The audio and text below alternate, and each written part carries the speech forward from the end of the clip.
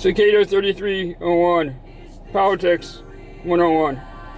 This is a red light emergency, warning that has never been issued before on a worldwide scale.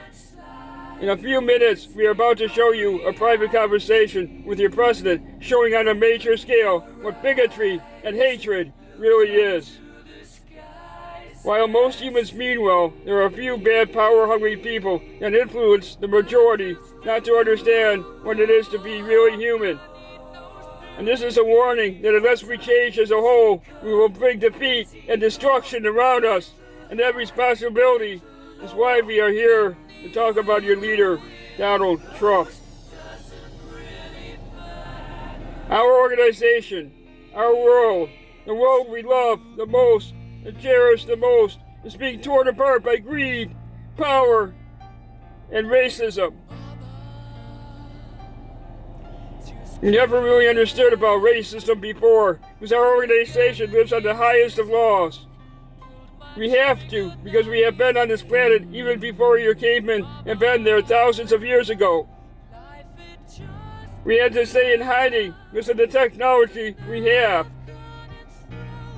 Every civilization will always keep learning new ways to survive. If they are to survive, you have to have extreme love for your fellow man.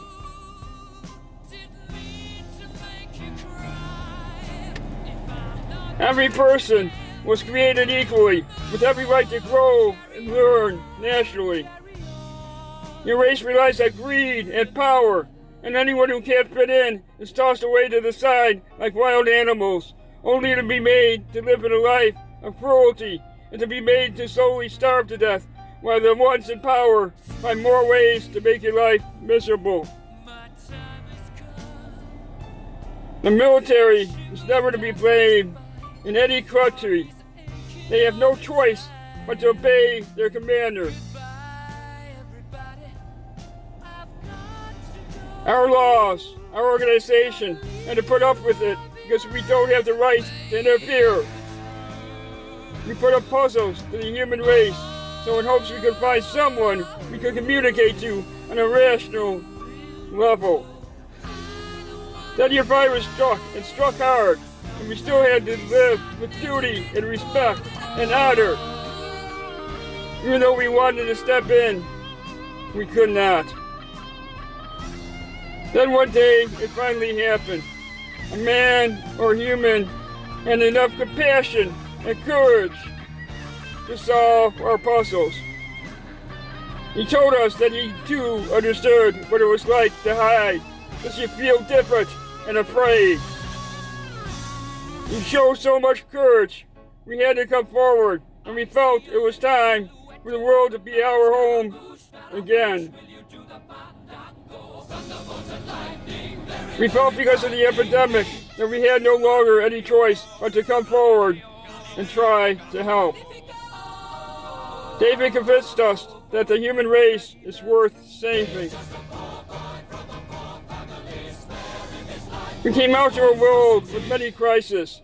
We couldn't believe the cruel ways humans live, with greed, power, and bigotry on both sides. No one on your planet is completely without bigotry. You complain that whites are killing blacks, but in reality, blacks are killing whites. So whites have to fight back. There's never any place for bigotry or racism. White, black, Hispanic, whatever the case might be, there are ways to work together to stop all racism. However, your world has not yet learned that. You have wars, powers, and dictators. They all have to be done their way, or not at all. The whites are in power, and the blacks are starving, and have no choice but to strike back. Just recently, we had a black person shot and strangled to death in a cruel, inhuman manner that was appalling even to us. However, it is very sad that this took place. It got so out of hand with anger and hatred that no one can no longer live in peace with each other.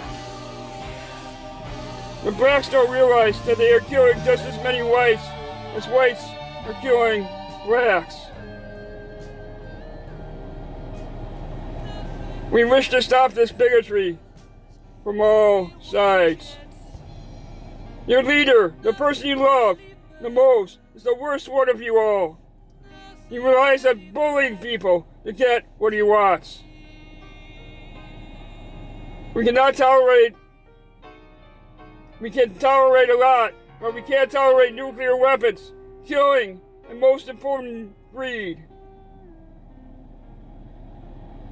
Just recently, one of your fellow soldiers came to me and said, "David, do we nuke Beirut?" That impressed us, because it is not possible for a soldier who is well trained to override a command decision from his leader and president. It does not matter if he knows it is wrong. He has to do it, or it's a crime against nature. That is the way CICADA lives, and is proud of it. However, he came to me because he was at a loss to understand what to do. I understood this and told him, "Your president is not healthy to command.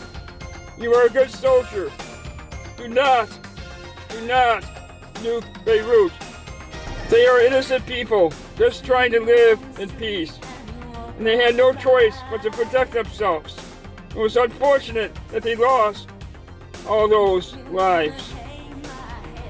He came to me without understanding who I was, if I was good or evil, or as insane as your president. He came to me and I told him what to do, and he did it because he knew in his heart that was the proper thing to do. He deserves the highest of medals that your world can give him. His name is General Austin. The first thing he did was to tell Fox News about the story, and then he emailed me back and said I was the bravest man in the world, braver than him. That impressed me, because I always was a coward, so I had enough courage through all my fear to make me brave. I was well trained by CICADA to follow orders like General Austin did. Our organization has lived for thousands of years on your planet. We have advanced beyond computers. When General Austin came to us, we told him that we understand about your leader. Do we have permission to share to the world about this audio? We showed it to him, and he wondered how we got it. But he said, yes, the world needs your help.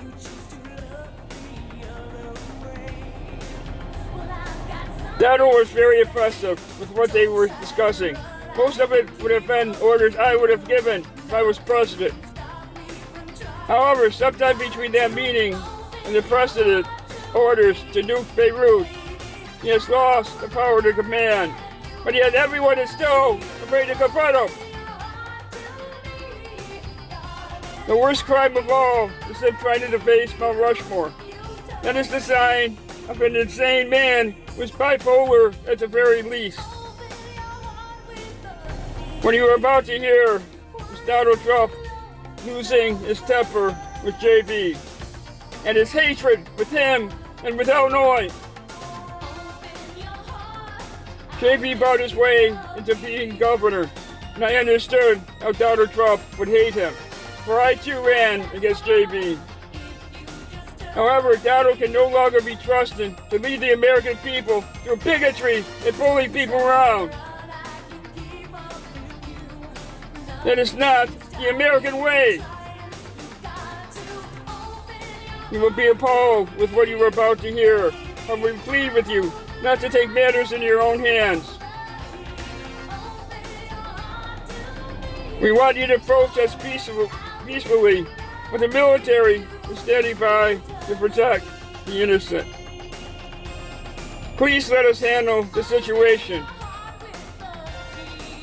Here is the president's conversation that he thought was private. Please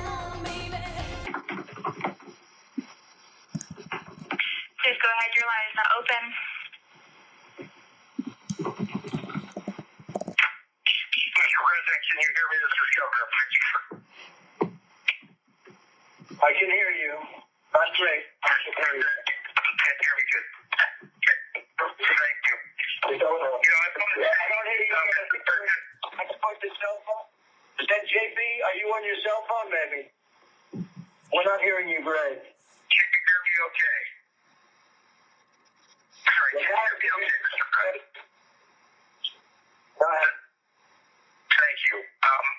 I wanted to take this moment, I can't let it pass, to speak up and say that I've been extraordinarily concerned about the rhetoric that's been used by you.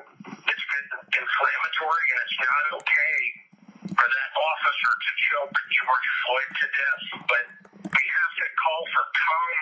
We have to have police reform called for. We called out our National Guard and our state police, but the rhetoric that's coming out of the White House is making it worse. And I need to, say that people are feeling real pain out there. And we've got to have national leadership in calling for calm and making sure that we're addressing the concerns of the legitimate peaceful protesters. That will help us to bring order. Okay, well, thank you very much, JB. I don't like your rhetoric much either, because I watched it with respect to the coronavirus, and I don't like your rhetoric much either. I think you could have done a much better job, frankly. But that's okay. We don't agree with each other. As far as the with respect to Officer Floyd, I've spoken about it often, and I've spoken about it with great compassion, and I think it's a horrible thing that happened, and I've called it out on numerous occasions in numerous speeches. I even spoke about it at our great rocket launch. I covered it before I covered the rocket. We just sent out $1 billion rocket, and before I spoke about the rocket at a major speech after the rocket launch, I spoke about I spoke as to what happened with respect to Mr. Floyd. I thought it was a disgrace. I thought what happened was a disgrace, but I spoke about it probably as long as I did about the rocket itself. And those police officers, what they did, including the three of them that stood there and watched, and maybe even participated, the whole world was disgraced by it, not just our country, and the whole world was watching. So nobody can tell me I haven't spoken about it. I've spoken about it at great length, and I will continue to speak about it. But I also have to speak about law and order. We need law and order in our country. And if we don't have law and order, we don't have a country. So we need law and order. Okay, who's next, please? #2.